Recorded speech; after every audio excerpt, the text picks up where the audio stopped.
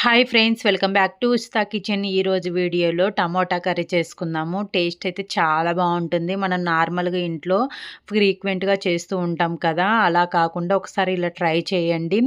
Taste అయితే చాలా బాగుంటుంది. వీడియో లాస్ట్ వరకు చూసి తప్పకుండా ట్రై చేయండి. ఈ టమోటా కర్రీ అనేది రైసు అండ్ చపాతీ రోటీస్లలో కానీ ఈవెన్ టిఫిన్స్లలో దోశలోకి కూడా చాలా బాగుంటుందండి.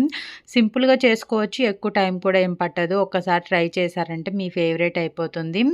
సో ఇంతవరకు ఈ వీడియోని లైక్ చేయకపోతే లైక్ చేసి మన ఉస్తా కిచెన్ ఛానల్ని ఫస్ట్ టైం చూస్తున్న వాళ్ళైతే సబ్స్క్రైబ్ చేసుకొని పక్కనున్న బెల్ ఐకాన్ని క్లిక్ చేయండి.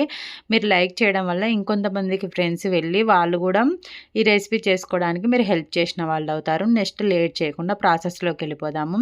ఒక బౌల్ తీసుకొని దీంట్లోకి కారాన్ని తగినట్టు ఒక 10-12 ఎండుమిర్చి వేసుకోవాలి. నెక్స్ట్ చిన్న నిమ్మకాయ సైజ్ అంత చింతపండు వేసుకొని వాటర్ వేసి నానబెట్టుకోవాలి. మీకు ఇంకొంచెం త్వరగా కావాలి అనుకుంటే వేడి వాటర్తో అయినా నానబెట్టుకోవచ్చు. ఒక 10 మినిట్స్ నానబెట్టాలి. అంతలోపు ఇక్కడ టమోటాలు ఆనియన్స్ తీసుకుంటున్నాను. ఇక్కడ 5 టమోటాలు అండ్ 2 ఆనియన్స్ తీసుకున్నాను. టమోటాలు అనేది బాగా పండినట్టు అయి ఉండాలి. దీంట్లో 2 టమోటాలు ఆనియన్స్ని చిన్న ముక్కల్లా కట్ చేసుకోవాలి. రిమైనింగ్ ఉన్న 3 అనేది మిక్సీ పట్టుకొని పేస్ట్ వేసుకుందాము. అంతలోపు మనకు ఈ ఎండుమిర్చి చింతపండు కూడా నాని ఉంటాయి కాబట్టి వీటిని మిక్సీ జార్లో వేసుకొని అల్లము అండ్ వెల్లుల్లిని ఇలా చిన్న ముక్కల్లా కట్ చేసుకొని వేసుకోవాలి.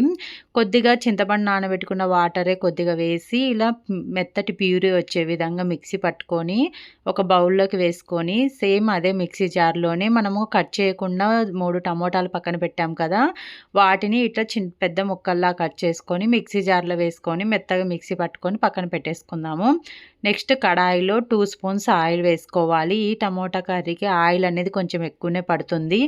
మీరు ఆయిల్ ఎక్కువ వద్దు అనుకుంటే 1 స్పూన్ వేసుకొనైనా చేసుకోవచ్చు.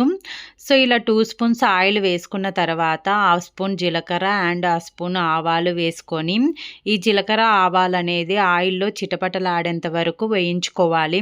ఇలా కొద్దిగా ఫ్రై అయిన తర్వాత మనం ఆల్రెడీ కట్ చేసుకొని పెట్టుకున్నటువంటి ఆనియన్స్ని వేసుకొని ఒకసారి అంతా బాగా మిక్స్ చేసుకుందాము. ఆనియన్స్ అనేది మనకి ఎప్పుడైనా త్వరగా మగ్గాలి అనుకుంటే ఒక చిటికెడు సాల్ట్ వేసామంటే తాలింపులో ఆనియన్స్ అనేది త్వరగా మగ్గిపోతాయి. సో ఇలా ఒకసారి వేసుకొని 1/2 టేబుల్ స్పూన్ పసుపు కూడా వేసుకొని అంత బాగా మిక్స్ చేసుకుందాము. ఈ ఆనియన్స్ అనేది బ్రౌన్ కలర్ వచ్చేంత వరకు వేయించుకోవాలి. కరివేపాకు వేసి ఇలా ఆనియన్స్ దగ్గరికి వచ్చేంత వరకు వేయించుకొని ఆనియన్స్ ఇలా బాగా ఫ్రై అయిన తర్వాత ఆల్రెడీ మనం మిక్సీ చేసి పెట్టుకున్నాం కదా ఎండుమిర్చి చింతపండు పేస్ట్ అనేది, ఇది కూడా వేసేసుకొని అల్లం వెల్లుల్లి పచ్చి వేసాం కాబట్టి పచ్చి స్మెల్ పోయేంత వరకు లో ఫ్లేమ్లో పెట్టుకొని ఇలా బాగా కలుపుకుంటూ అడుగు మాడకుండా ఫ్రై చేసుకోవాలి. ఇలా ఆయిల్ అనేది పైకి వచ్చేంత వరకు లో ఫ్లేమ్లోనే కలుపుకుంటూ ఫ్రై చేసుకోవాలి. ఇన్ కేస్ మీరు కలపకపోతే మాడిపోతుంది. సో ఇలా కంప్లీట్గా దగ్గరకు వచ్చిన తర్వాత దీంట్లోకి మనం ఆల్రెడీ మిక్స్ చేసుకొని పెట్టుకున్నటువంటి టమోటా పేస్ట్ ఉంది కదా, అది కూడా వేసి ఒకసారి అంతా బాగా మిక్స్ చేసుకుందాము. ఈ టమోటా పేస్ట్ కూడా పచ్చి స్మెల్ పోయేంత వరకు లో ఫ్లేమ్లోనే మగ్గించుకోవాలి. ఇలా అంతా బాగా కలిసే విధంగా కలుపుకొని మూత పెట్టేసి కనీసము 5 to 10 మినిట్స్ మధ్య మధ్యలో కలుపుకుంటూ మగ్గించుకోవాలి. కంప్లీట్గా పచ్చి స్మెల్ అంతా పోవాలి, లేకుంటే మనకు ఆ పచ్చి స్మెల్ అనేది తినేటప్పుడు బాగుండదన్నమాట.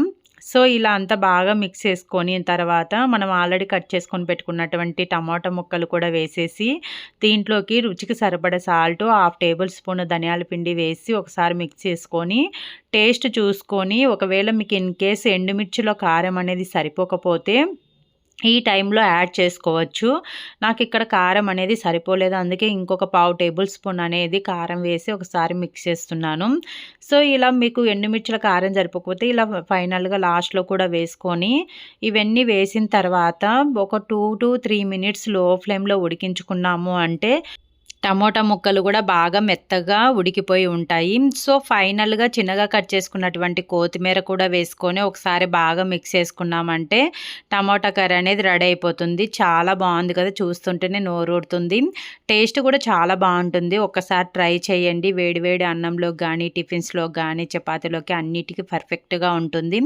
ఒకసారి ట్రై చేసి రెసిపీ ఎలా వచ్చిందనేది కామెంట్ రూపంలో తెలియచేయండి. మీకు ఈ వీడియో నచ్చినట్టయితే మీ ఫ్రెండ్స్ అండ్ ఫ్యామిలీ మెంబర్స్కి షేర్ చేయండి. అదేవిధంగా ఇలాంటి మంచి మంచి వీడియోల కోసం మన ఉస్తా కిచెన్ ఛానల్ని సబ్స్క్రైబ్ చేసుకొని పక్కన ఉన్న బెల్ ఐకాన్ని క్లిక్ చేసి ఆల్ మీద నొక్కండి. Thank you for watching friends.